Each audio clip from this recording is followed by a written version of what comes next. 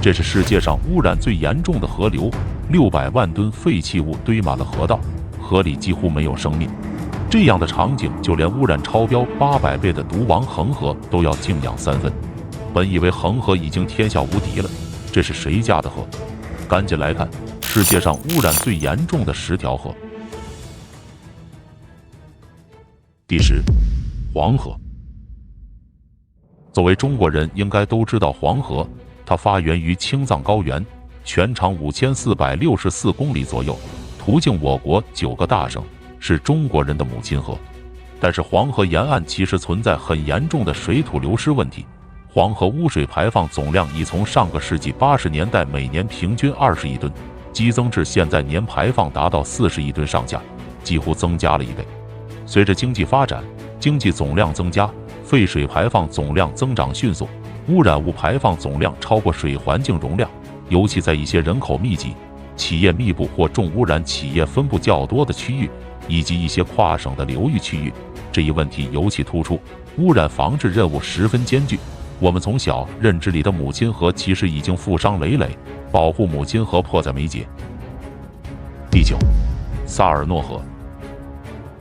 萨尔诺河位于意大利，是欧洲乃至世界污染最严重的河流之一。农业和工业废物直接投放到河水中，特别是皮革类的污染。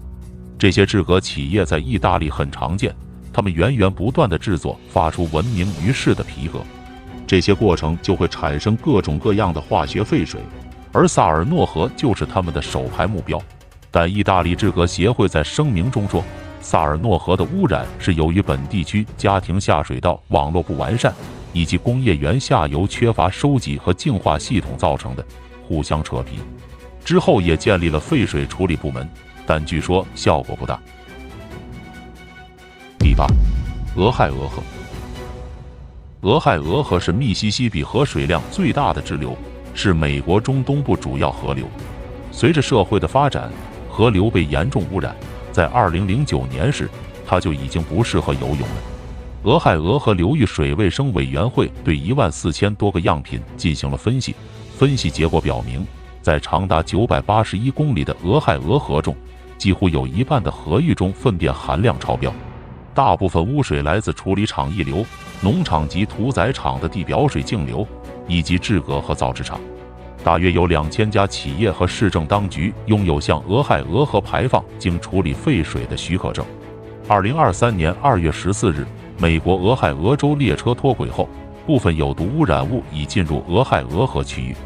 祸不单行，3月28日，俄亥俄河发生重大事故，其中一艘载有超过1400吨甲醇的驳船部分淹没，这使得俄亥俄河污染问题更加严峻。第7，密西西比河。密西西比河有6020公里长，它是美国乃至北美最长的河流，也是世界上第4长的河流。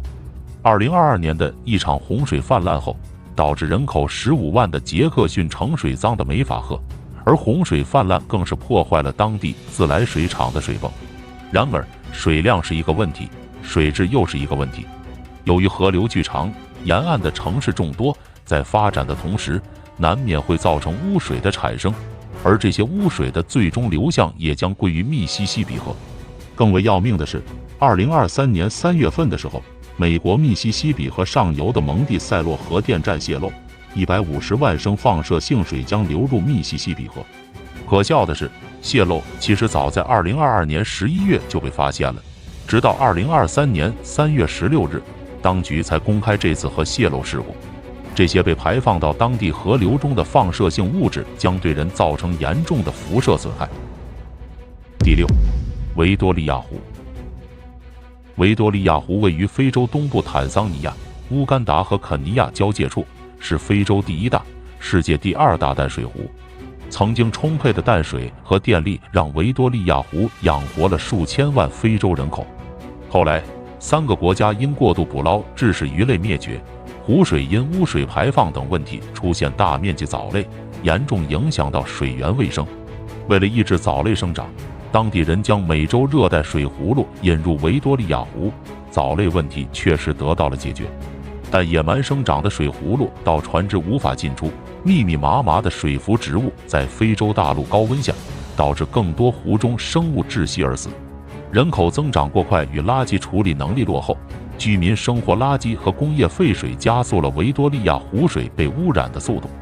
维多利亚湖面漂浮海藻经化验有较强毒性，它将对湖中及湖边动植物和人类健康带来威胁。第5，马尼拉河。马尼拉是菲律宾的首都，是一座国际性的商埠，人口众多，被人们誉为亚洲的纽约。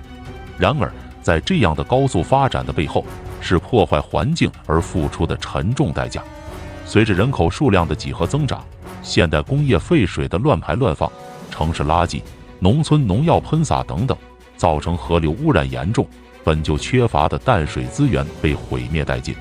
据统计，目前马尼拉河中污染物已达2000多种，主要为有机化学物、碳化物、金属物，其中自来水里有765种。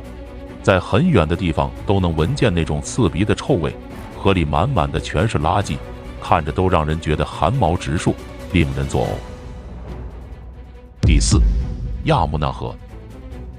你能把白色与河流联想到一起吗？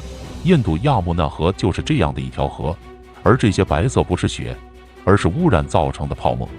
亚穆纳河位于印度的北边，是恒河最长的支流。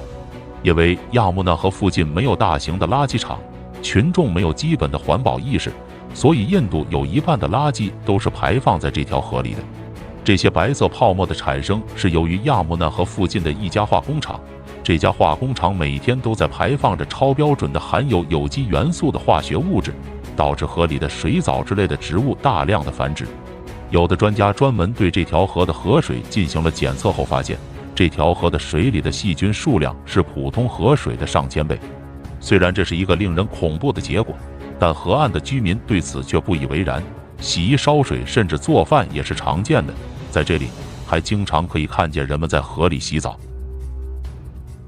第3，布里干加河。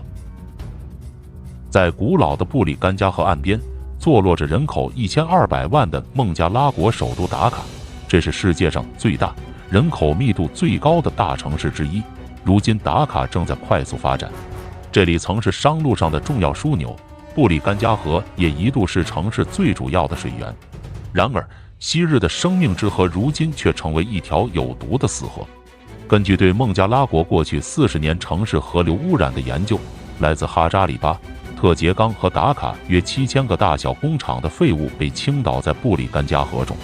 这样的做法使河水完全缺氧，除了漂泊的船只，河里看不到任何生命的迹象，十分恐怖。第2，恒河。恒河发源于喜马拉雅山脉，注入孟加拉湾，长度超过2700公里，被印度人认作母亲河。恒河中不但有沿岸排放的生活废水、工业污水、生活垃圾，还不乏火葬场抛洒的骨灰，甚至还有直接水葬的尸体。恒河的污染程度已经超过国际标准的800倍左右，导致很多国外游客吃了印度小吃之后，经常会出现上吐下泻的症状。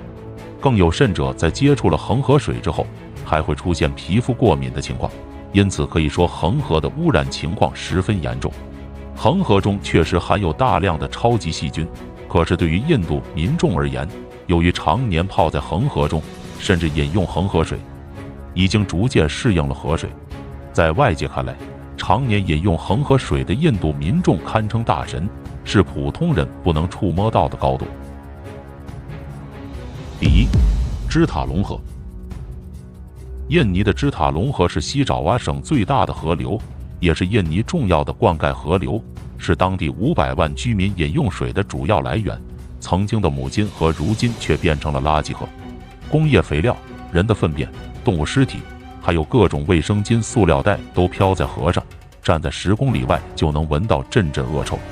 更夸张的是，附近的居民依旧用它洗澡、洗衣，甚至打来直接饮用。它的河水细菌含量是恒河的23倍，每天都会有几十吨垃圾扔到这里。你能想象的最脏的东西都可以在这里找到。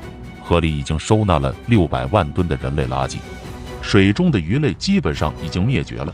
那些曾经依靠捕鱼为生的渔民，不得不转行靠捡垃圾为生。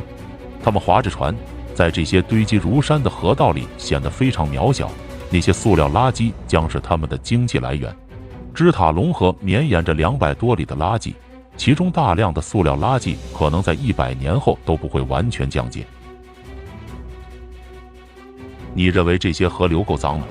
敢不敢来上一口恒河甘泉？欢迎在评论区写下你的看法。我是所长，感谢收看，我们下期再见。